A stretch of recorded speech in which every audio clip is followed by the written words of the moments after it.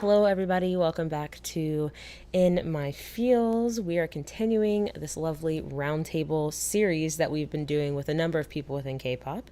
And we have a very special guest coming all the way from India as a journalist there for Rolling Stone India. Please welcome Riddhi Chakraborty. Well, Thank you thank so you. much for having me. Yes. Really a No, pleasure to be here. Thank you for coming. Can you please introduce yourself to people who might please, not be please. familiar with you? Oh, okay. My name is Riddhi and I write for Rolling Stone India. So I cover a lot of K-pop mostly. That's what I do. But I also talk to international pop artists and Indian artists, Indian pop culture figures, Nice. actors. So yeah, that's a sum up of what I do at Rolling Stone. Wait, have you ever interviewed Priyanka Chopra? No, but Never I mind. kind of saw her once from a distance and I was like, oh my God, yes, I she's had so like the beautiful. biggest crush on her until she I got with know who Nick doesn't, Jonas. right? And I was like, why'd you choose Nick Same. Jonas? Like- I know, pick me, Priyanka. Oh my God. Well, yes, let's get to the topic at hand. For starting out, so basically, how did you start out with your own blog? Did you start with a podcast? Just basically, how did you start out? I actually started out with a blog, and that was when I was like, oh man, maybe I was like 14 or 15. Whoa, And I nice. started the blog because I wanted to work for Rolling Stone. Like right when I was at Oh, that cool. age, I knew. I was like, it's Rolling Stone. I want to work for them because I Manifested started it. reading. Yeah. And it was so funny because I wrote the blog for like, I think it was 7 or 8 years. And I actually wrote into Rolling Stone India. I asked them for an internship and they were like, I was like 16 at this point. They were like, honey, you're too young. We only take like college students. So then I was like, okay, I'll try again in a couple of years. And when I graduated from college, I started working in PR and I used to do a lot of celebrity PR. And Okay. at that point in time, like I wasn't happy. I didn't love it or anything. Oh, And okay. so I was, I was looking for other stuff. And the funniest thing happened. My dad like ran into the editor of Rolling Stone at some jazz event or something. Whoa. And he said, oh, check out my daughter's blog. And he gave him the link of the blog, even though it hadn't been active in like quite a while. Oh, wow. And because I had started that blog, Rolling Stone emailed me and said, like, do you want to join? Wow. Yeah. That is a story. Wow. Wow. Like, I couldn't believe what was happening. Like, I was That's a just staring at that movie. email. Like, yeah. How did you know that it was always Rolling Stone that you wanted to work for? I used to read Rolling Stone since I was like 12 or 13, like especially because like Rolling Stone India launched in 2008 and it was quite popular because I've always, my household, like we're all music lovers, we're all very aware of like, you know, pop culture and things like that. Everyone has a different taste in music, so it just influences you, you know, like as you grow up. So I think Makes my sense. mom, yeah, she brought home like Rolling Stone, and like I was always aware of the magazine, but then I started reading it like properly when I was like, you know, around 12 or 13, and then I really sort of fell in love with their style of writing. Like Okay. they're, you know, it's like a very edgy, cool, immersive world where you sort of dive into that moment with the artist. So I really love that, and I was like, man, like this is what I want to do, you know, like I want to Okay. tell the artist's story. And so I knew then that like Rolling Stone's particular style was a good fit for me. Were there any journalists or that inspired you before then? Maybe in Rolling Stone or Oh yeah, at Rolling Stone, the one of my favorite journalists is Brian Hyatt. He okay. is a senior writer with Rolling Stone US, and he has, I think, done over like 50 cover stories or something like Oh that. wow. I don't know the exact number, but a lot of his pieces are the ones I end up, you know, like getting totally lost in, because the way he writes is as though you're sitting with him and like experiencing the entire thing, That's cool. and it's so much fun. I love his way of writing.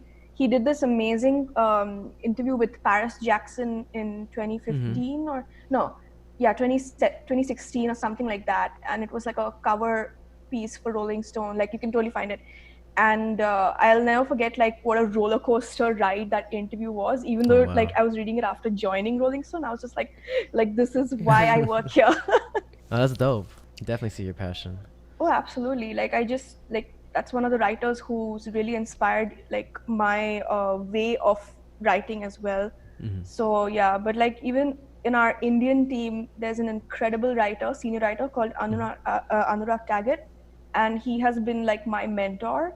So I love his way of like research and how he keeps an open mind, because no matter what genre of music it is, because he's a metalhead, but Okay. like if I ask him to listen to like K-pop or something, he'll do it, no judgment, and he has such a positive outlook. So I feel like that's something I aspire to also hone like in life, you know. I like that. That's so interesting. In terms of when you're writing for Rolling Stone India and you come onto the team, and was it immediate that you were like, you know, I also know that I want to write about K-pop as well. Like, I want to take on this like K-pop sort of lane as well. Or did you kind of have to like play along with like, okay, I'm going to write about this or write about this, and then, you know, maybe I want to write about K-pop? Was there a lot of freedom, you know, with, you know, choosing your lane, I guess? That's a really good question. I love that question. Initially, when I joined, that was in 2016. K-pop wasn't really that big in India at all. Like it was Okay. barely a thing. And I got into K-pop like intensely in 2015. Like I knew about Big Bang and G-Dragon. I've loved G-Dragon since 2012. Nice. Hey. But I know, right? But I didn't really know a lot of other artists other than Shiny, other than Nice. G-Dragon and Shiny and Big Bang. And 2015, I really got into BTS, and that opened up a path to other artists. So by the time I Cool. joined Rolling Stone, it was still a sort of new world K-pop, you know? So at first, I think like nor was I thinking about covering K-pop in Rolling Stone, and nor was Rolling Stone thinking about it either. Like it was something that we never thought of putting together.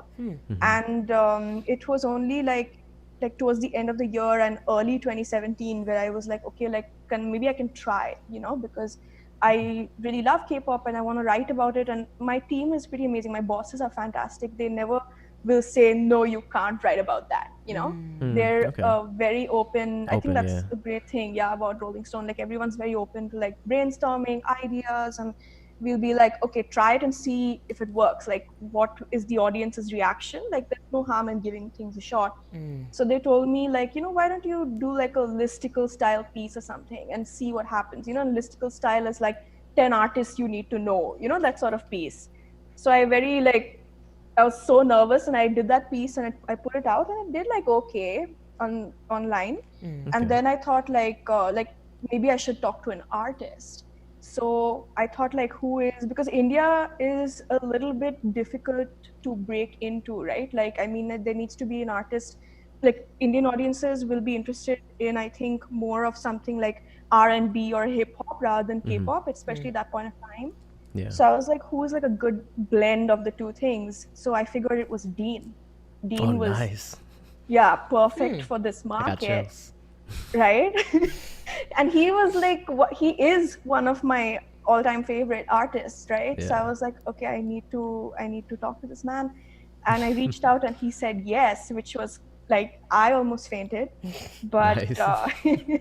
but we did the interview and I put it out, and I was so nervous, and it was like a lot of people were really surprised, like why is Rolling Stone India talking to Dean?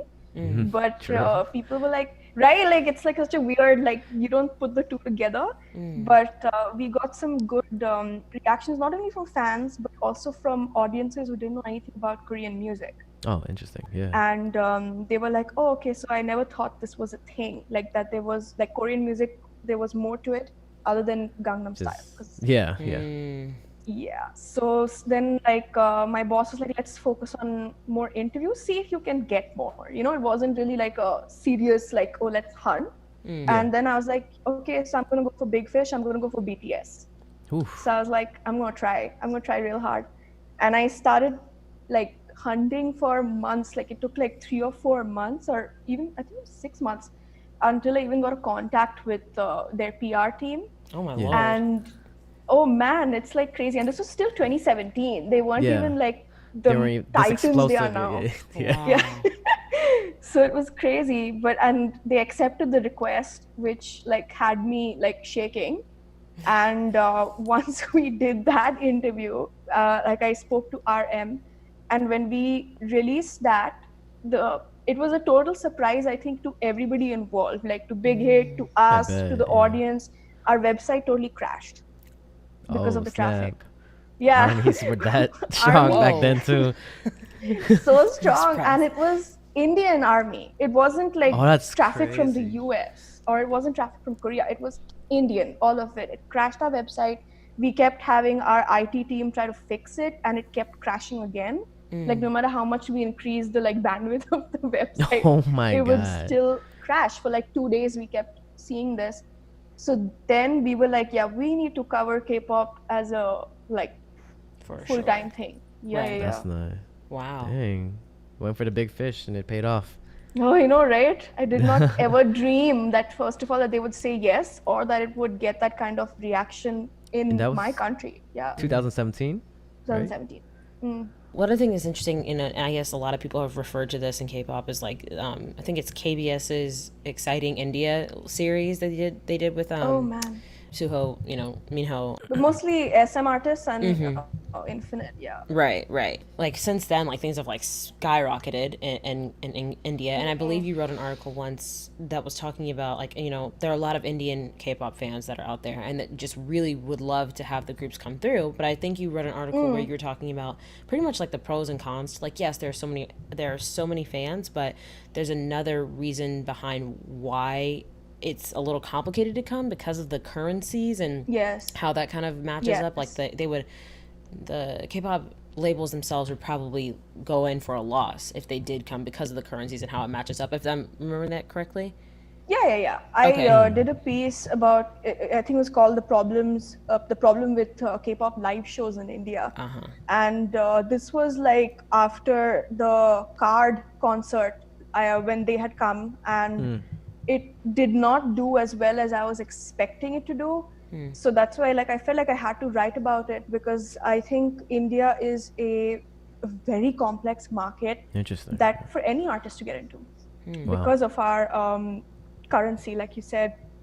I think what happens is the artists and their companies get very surprised that you cannot charge, like, because in India you can't do that, because like $1 is 80 rupees, which is a lot of money in India. So like people will not want to pay that much for like every artist, because like even if it's not BTS or if it's another artist, it'll be like 200 like dollars, maybe a ticket or something like that. So it's like really tough, I think, for a lot of parents as well as like kids to like justify like going to a show, especially if it's not their favorite artist coming.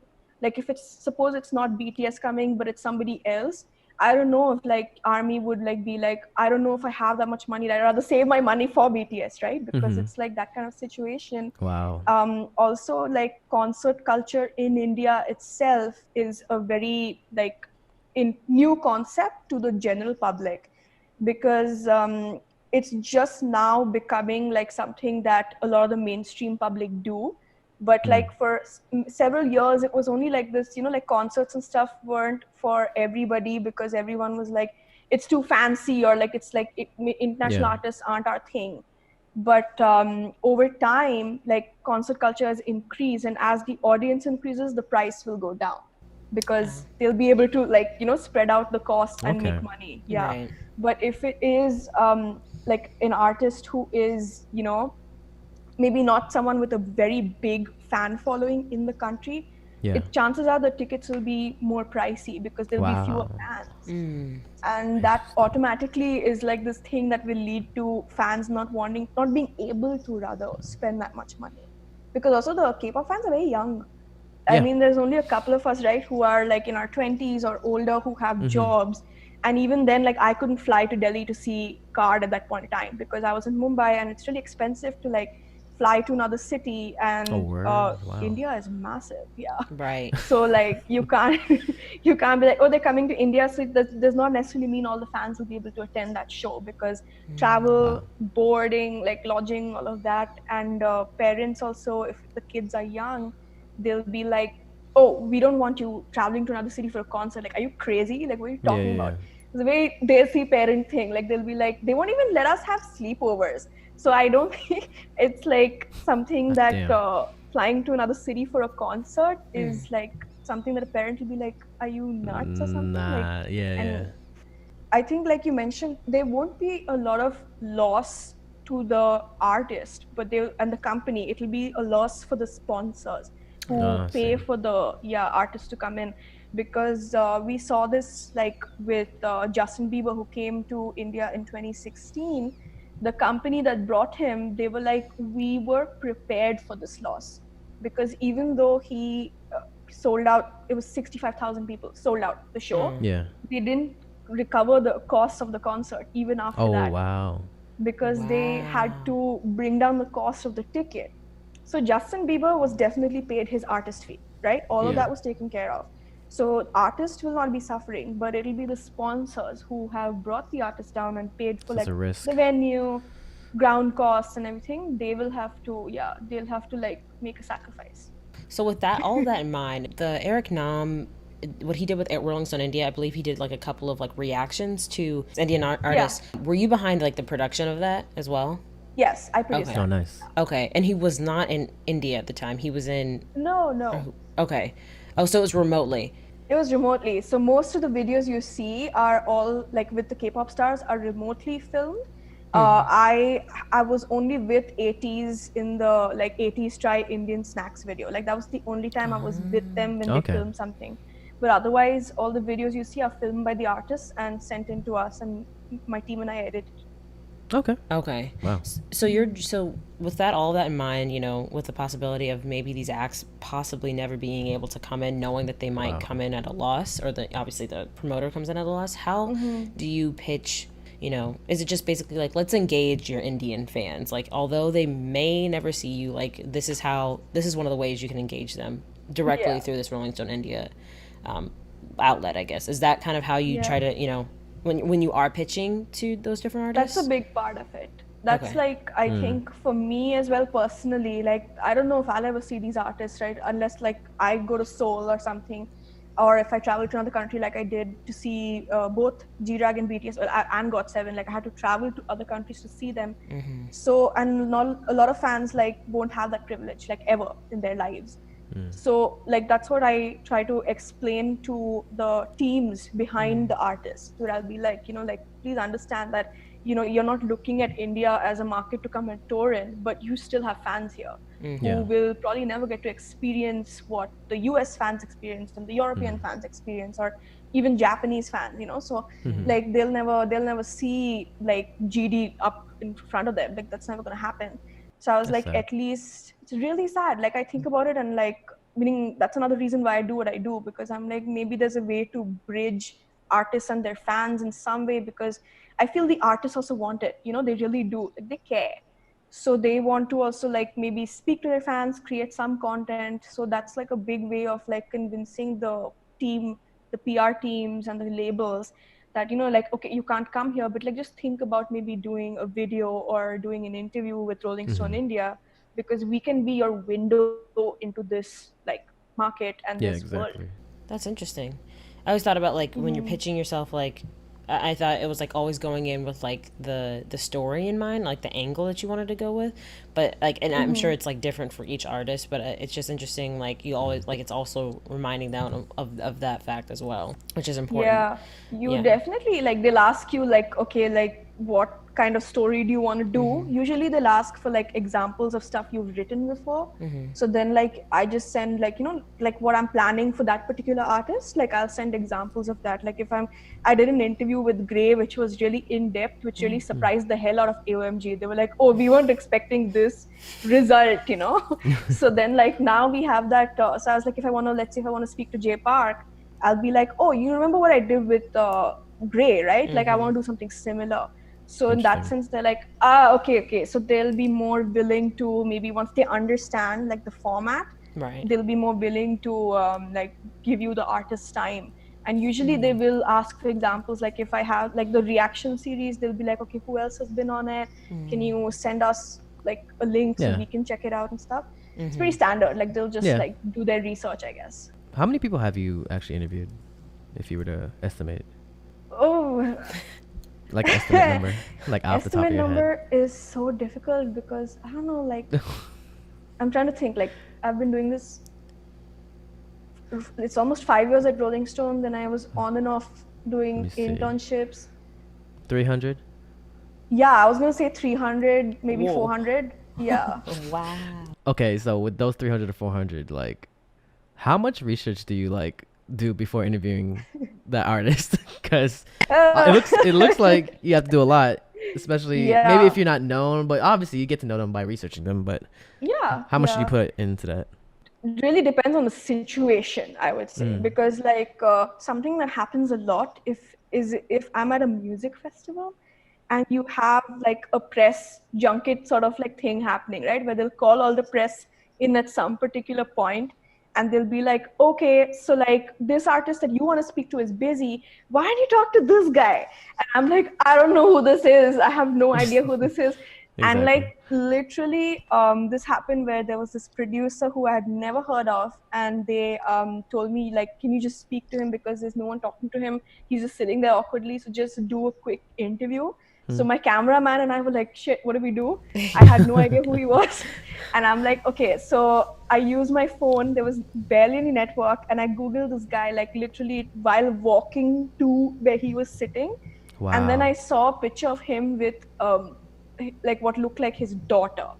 So then I was like, okay, like I gotta be honest with him. I'm just gonna tell him straight up that I don't know much about him. And that's a great way to do this, because you have to, if you're honest, the artist will like probably educate you, like, which is great. So more information. Yeah, like, and they're always like, if you tell them honestly, like, oh, I want to know more about you, they'll tell you more about themselves. So then I just like went up to him and I was like, oh, it's really nice to meet you.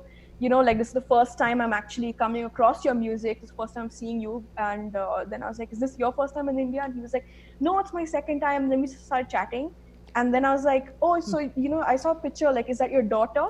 Once I brought up the daughter, the way he opened up and he was so happy. So like that was a matter of luck, and he just like started spilling everything about like his album, whatever. Like he just got so comfortable. But there we go, if it's an artist where you have some advance warning, like that is like ideal, of course, because then you can sort of like dig deep into, like, it also depends how well you know the artist's work, right? Like, of course. For example, like I know I like keep coming back to him, but if I were to interview G-Dragon, it would be, I'm a lot more familiar with that, like his entire body of work. So maybe the research would take a little less time than maybe an artist who is someone I'm less familiar with, but maybe equally as big. So I'll probably like spend a week completely, like if it's an artist I don't know much about, like it takes at least a week to cover like as many bases as I can. And especially check out like recent interviews they've done, maybe like other projects that they've got going on, like, you know, on YouTube, or like what else they've been in the news for. And For then sure. like, and then you start digging further back, like what else have they been part of and things like that. And you use the Wikipedia page as like a skeleton, like a timeline, you know what I mean? Yeah. And then you like check other sources and stuff like that. And you build like a bank of information and questions that correspond to that bank. At least that's how I do it. Okay. So like, that's interesting. yeah. So then I can, you know, even sometimes when I do the interview, I'll like go along a certain timeline and be like, okay, so when you did that, what was your mindset? You know what I mean? So yeah, but then I think like no matter what, the best way is to just let the artist take the lead, where like if you even know them or you don't know them, if you have done research or you've just been thrust into the entire like thing last minute, is to be like, you know, like so tell me like how's your day going, like how's like, tell me a little bit more about you, how did you get into music, like these are like, you know, like basic questions which will start like just, and you do it like we were talking about, right, Jay, like it was like conversation style. Yeah, conversation. And they relax and they open up, and that's the best way to go about it. So even if you are in a tough spot, like you can, you know, make it work. Absolutely. Have you ever been like nervous interviewing somebody? All the time. All the time? All the time. And like, but like over, I think it's like this personality takes over, you know, when I actually do the interview. You talked about this as well, like the persona that just sort of, so I call her the journalist. And she comes out whenever I need to, and it's a lifesaver because like I can't afford to freak out in front of an artist that I adore. Of course, right? So you have to be professional, and you're representing an organization, you're representing your country. I have to remain calm, and I cannot get like thrown out at any point. Who else would you want to interview? Have you interviewed G-Dragon yet? No, it got cancelled in 2017. I was supposed to, and that was when he was doing the Motte tour, right? Yeah. So I was the only like press he was going to meet in Bangkok, because I was flying in for that show. So he was like, oh yeah, like, you know, we'll do this interview. And then TOP got hospitalized at that point of time. Oh, wow, like yeah. while we were scheduling all of this. So then like YG sent like an apology and everything from G-Dragon, saying like he's so sorry, but at this point he will not be able to do any press. Dang. And very understandable. So then I was like, oh yeah, not a problem, like I totally get it. And then they were like, but you know, he'd still like you to be a guest of the show. So like they were so sweet. He sent like VIP passes, which was like crazy and so kind of him, even though like, you know, like he wasn't going to meet me or get much out of it. Like, you know, it's not like he was doing the press, but it was really nice of them to have me. I don't think we talked about this, but I think it's super important, like those moments when you are like about to, you know, interview whoever it is, and you're getting nervous. Let's say Monsta X, like beforehand, do you ever, I don't know, people do like breathing exercises, or they just try to like calm themselves down? What's your process for like mentally preparing for, let's say, an act that you really admire? I don't think I particularly have like any preparation, because I don't know how it's like, obviously you don't know how it's gonna go. Right. Yeah, exactly. So like I think like the simplest thing was like just breathe, right? Like before they actually connect, or before you walk into the room, or before they walk into the room, like I take a couple of deep breaths. But other than that, like I think before I don't do anything, it kicks in when I see the artist like immediately. Yeah. I think it's like a rush of like adrenaline also that like sort of comes in and like, you know, like just handles it. And it's honestly a mind space, you know, that you sort of like drift into, at least for me, where it like it just locks in. And I have so much faith in myself as a journalist then, because I know like even if I run out of questions or things go like, you know, a little weird or badly or something, I can fix that, I can recover, hope most of the time, you know.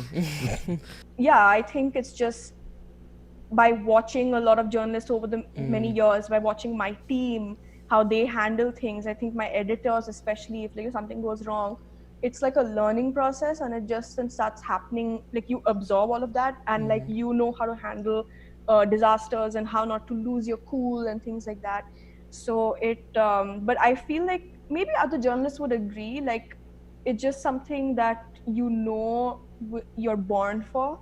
So you don't maybe have a particular like freak out or something, like it's just something that's innate. Maybe other journalists will agree. I don't know. I have to ask actually. But that, at least for me, it's like automatic pretty much. Yeah. So you try really hard to at least, you know, like just keep a smile on your face and keep your voice steady, like no matter what. Yeah. Don't want to show any shakiness in your voice. Right. Yeah, because sometimes it'll freak the artist out, I think, you know, like they'll just be like, They'll notice maybe it, they'll be like, oh. what is this? Yeah. Yeah. Like, how do I handle this now? Like, Jay, I'm sure like you'll relate to that in that sense. Yeah, like, on a video aspect for sure. I'm a little different. I feel like I have a little bit of advantage because they just check me out on YouTube and then they get my personality. But I feel like I try to be professional, but I've been in situations where some interviews where we're like awkward, and I have to like fix it obviously with my energy. if you have a lot of time to talk to them, like of course that's the best. Like if you have like a very little amount of time to talk to them, you might not even break the ice properly, and they'll just like not speak or open up as much as you want them to. They're always on their guard at first. But if you have more time with them, right, you know, like if you have more time with them, then they'll like open up. Especially I think where the press is concerned, they're so careful. Like, you know, like saying something or doing something silly or something like that, because the press can be brutal. So I think like once maybe they even get to know you, suppose it's your second or third time interviewing an artist, by then it's like way better, because it's granted you that second interview. That itself means a lot. You know, and you're talking about conversationalism.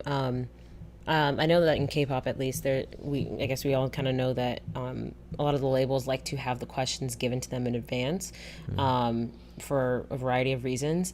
And I know certain journalists are like like I'm not giving you my questions, but sometimes if it's for a huge artist, you're like, oh well, I'll give you the questions just to or I'll give you the talking points, I guess, is how that is. Is it similar to when you're interviewing Indian artists? Do a lot of the PR ask for questions in advance, or is this something that you found? And I guess Western artists probably might do the same thing. And is that something that you allowed to happen, whether you feel one way about it or not, like offering your questions beforehand? I don't like giving my question. I think most journalists, we don't like giving our questions in advance. But it is something that will be asked if the artist is big, whether they're Indian or international or whatever. They're gonna ask. Although I think even Rolling Stone in general, the company as a whole, I don't think we are very keen on giving our questions out. But if you have to for a particular artist that is worth it, then sometimes it's just something you gotta do, and I think it's just something most writers across the globe will be able to confirm. It's not ideal, but it needs to be done. And the K-pop companies are especially, I think, in this sense difficult, because they don't want just talking points. They'll want the exact stuff. They'll want then they'll even sometimes cross out stuff saying you cannot ask this. They'll be like, you cannot ask this artist about this, you cannot bring this up, or we will shut the interview down. Sometimes they won't even let you speak to the artist. They'll be like, this can only be done over email, because they want to have that much of a control over the entire thing.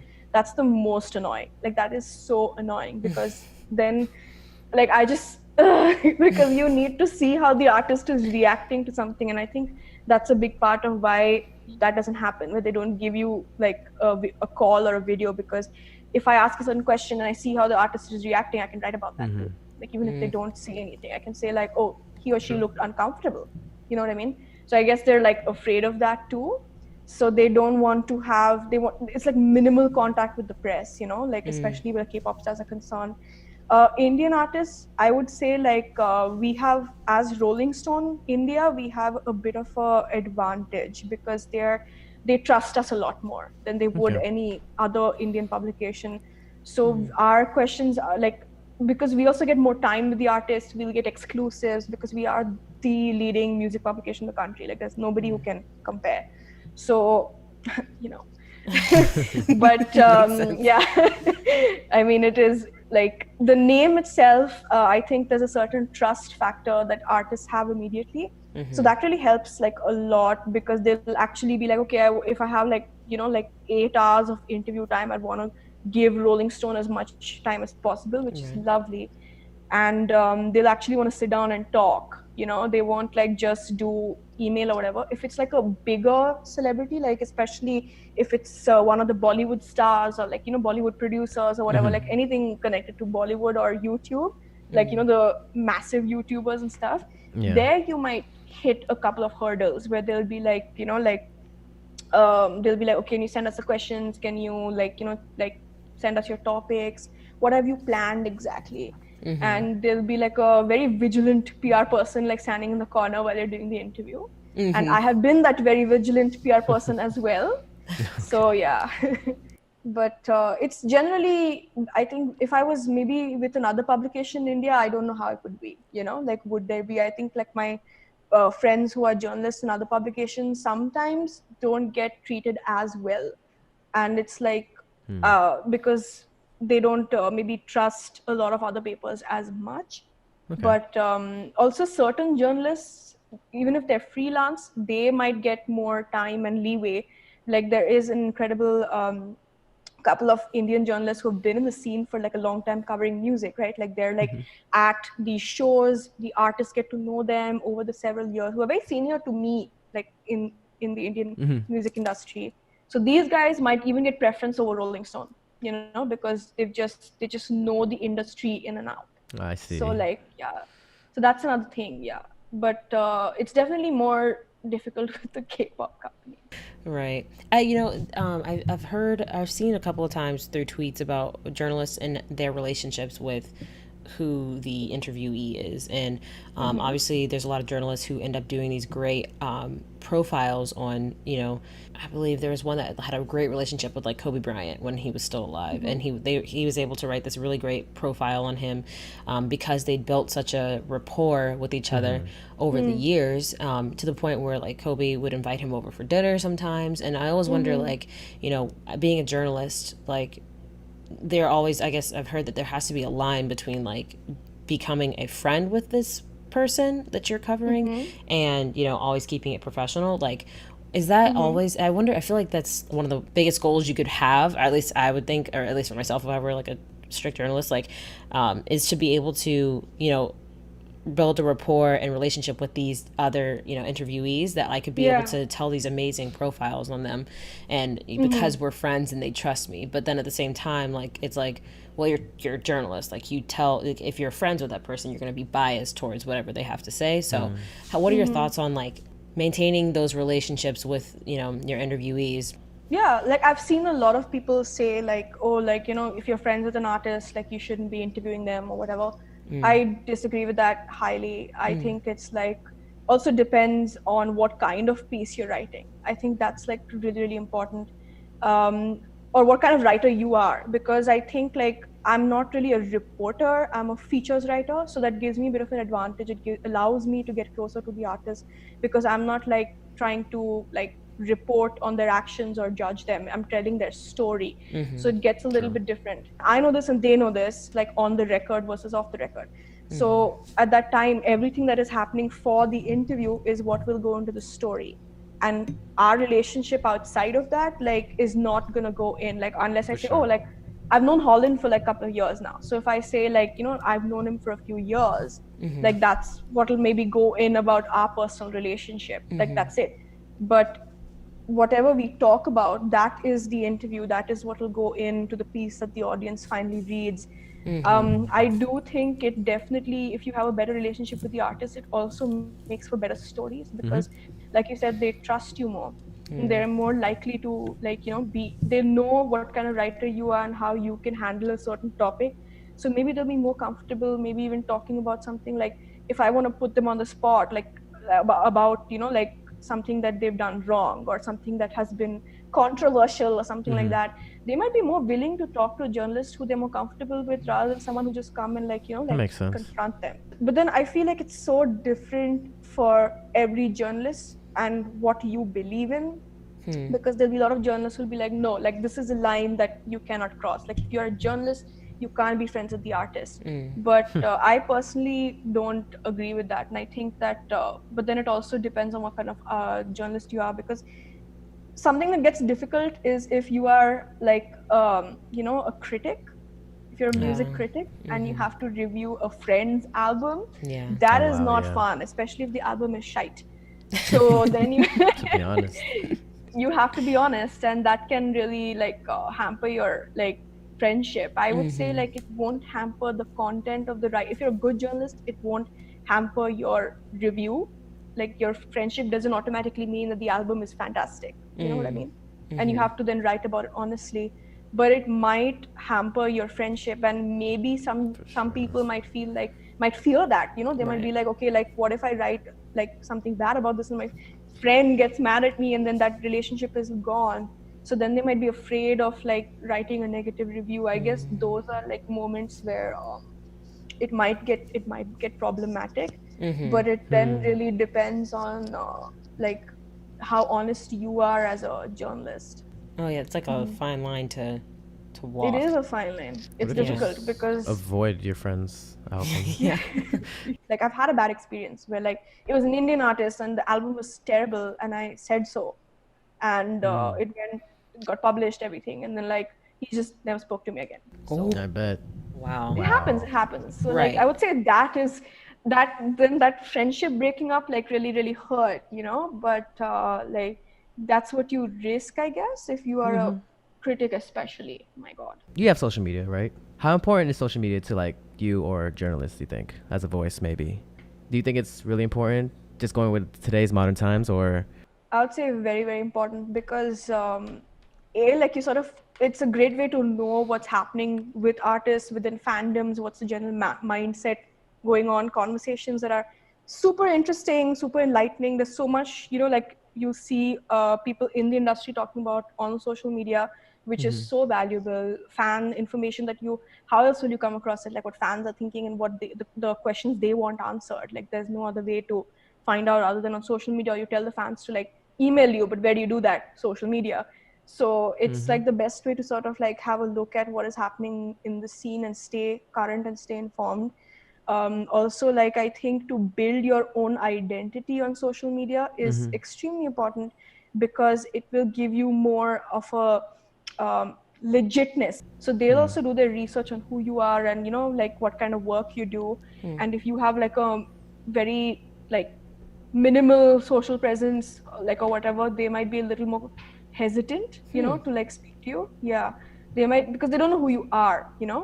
So I think they're just more likely to agree to interviews if you have a certain reputation of your own, like you have like a standing on social media. Makes Not sense. necessarily following, but reputation.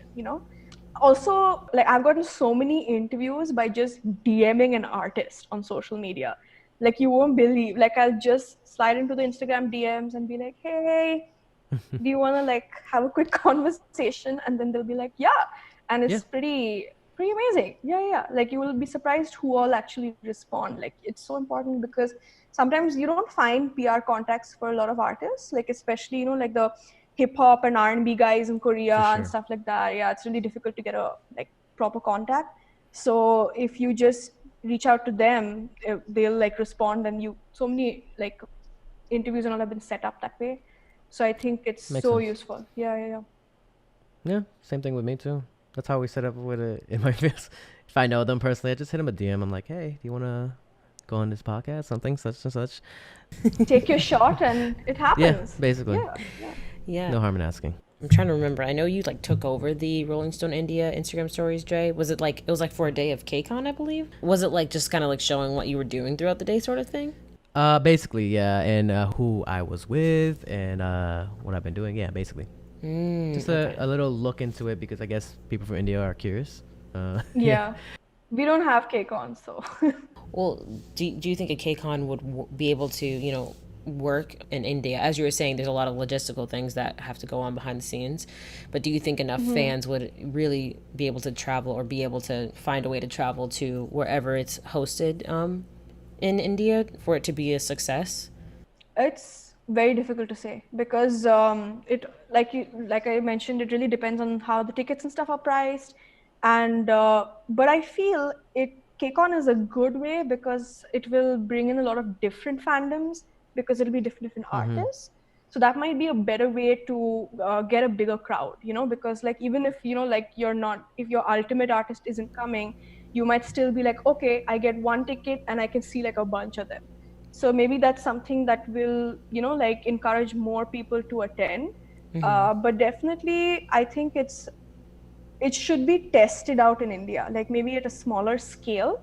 I think at that, because even we don't have enough data, like that's the biggest problem right now, because immediately a lot of Korean companies ask you for numbers, like how many people will attend this, what are examples before of the crowds that have attended, like, and we don't have a steady like number to supply them, like a steady chart or something like that.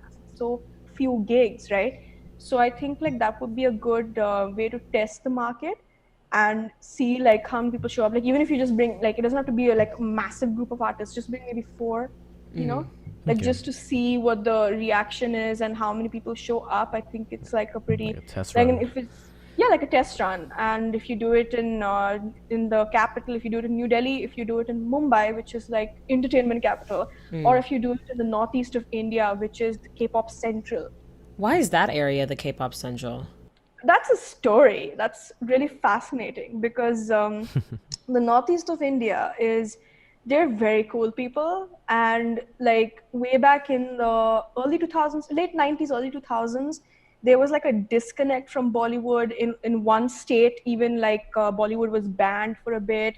But generally they are, I think, quite disconnected from the film industries like in India.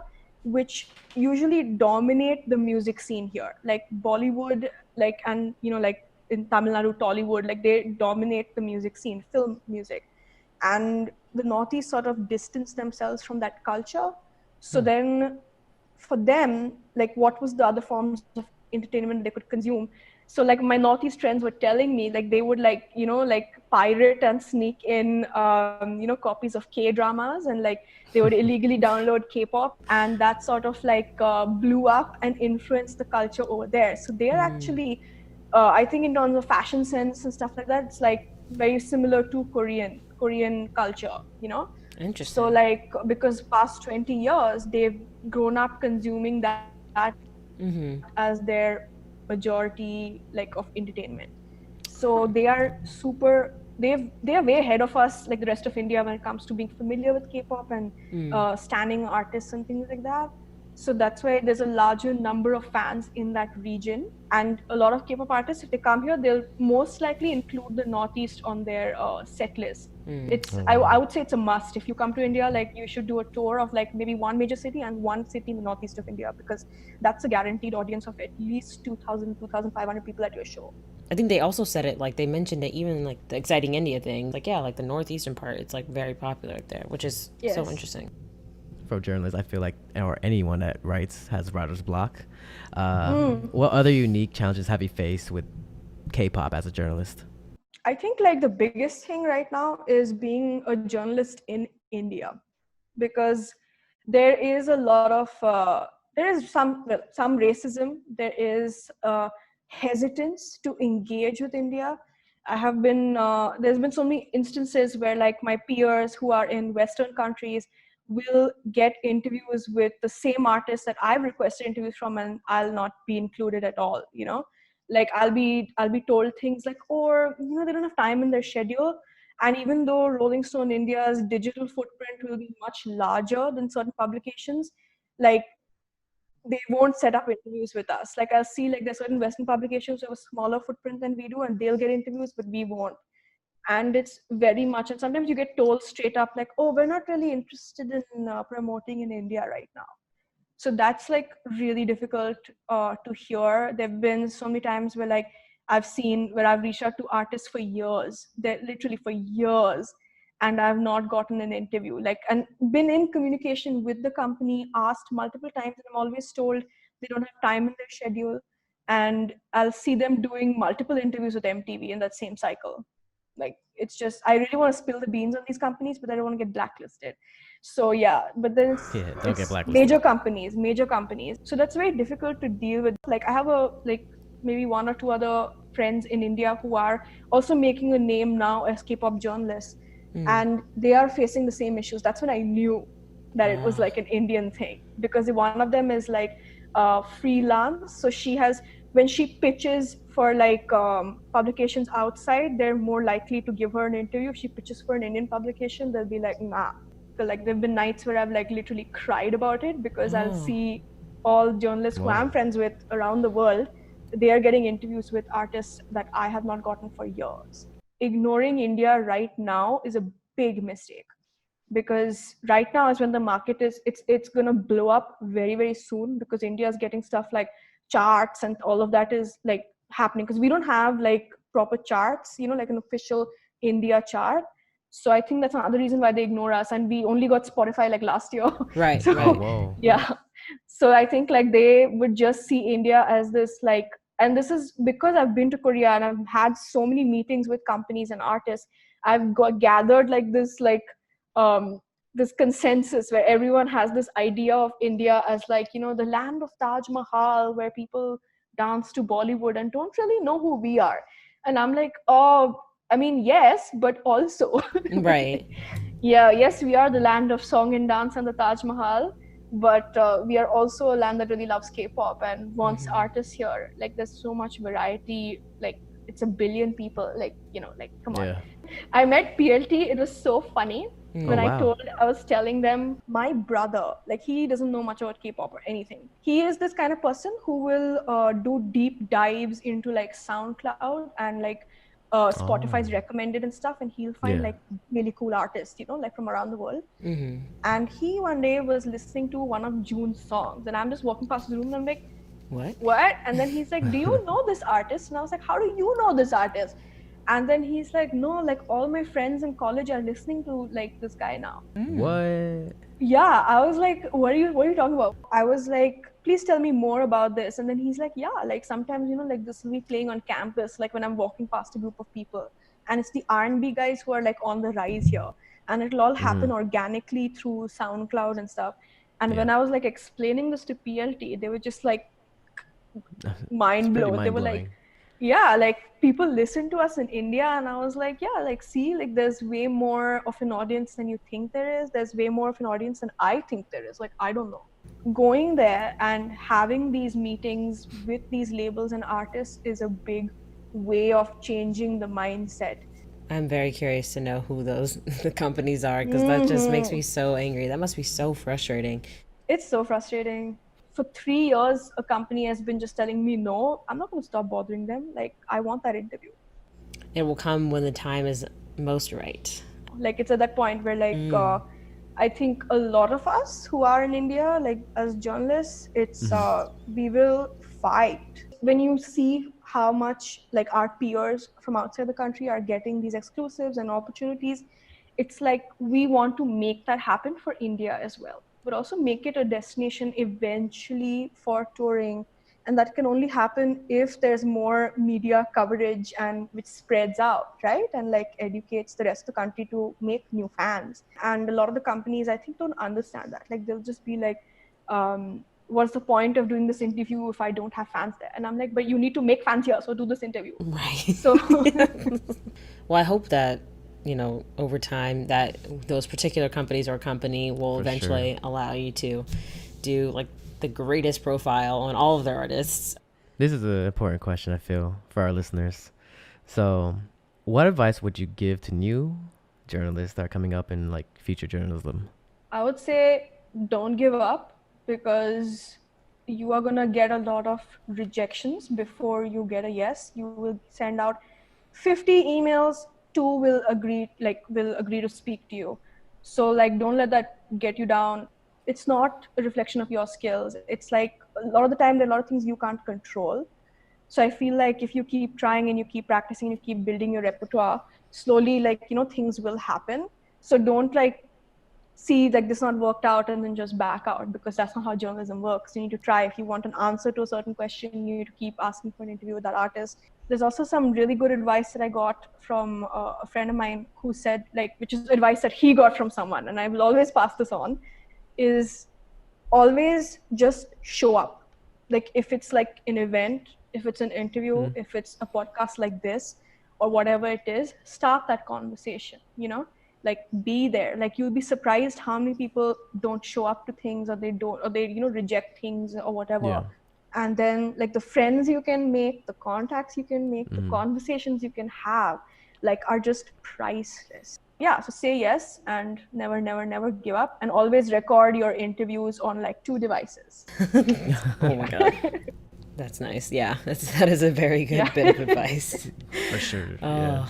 Well, thank you, Riddhi, for, you know, talking with us, giving us your insight on everything. Yes, this is really good. Oh, no, thank you so much for having me. So much. It was like a pleasure. It's always a pleasure to work with you guys. Yeah. Can you tell people where they can find you, you know, your work, and where they can find you on social media? Yeah, you can find my work on rollingstoneindia.com. So you can like search for Rolling Stone India. Our website's all there. You'll find it. You can also find me on social media at This Is Rids. Rids, R-I-D-Z. Yeah, all my work, like I'll be tweeting, like if you love K-pop, just come, let's talk, let's have a lot of fun. Always up for it. But yeah, and Rolling Stone's handles, Rolling Stone IN. I gotta promote the mothership, you know. Yes, of course. Yeah. Don't just go for our US team, like give us some love too, you know, like Yeah, I definitely make sure to check out Rolling Stone India. I love your op-eds that you've done before. So, thank you so much. Your deep dives. Thank you. So, yeah, but thank you so much for doing this today on In My Feels. We'll sign off. So I'm Emily. I'm JRE. And I'm Riddhi. Thank you guys for listening to In My Feels, and we'll see you next time.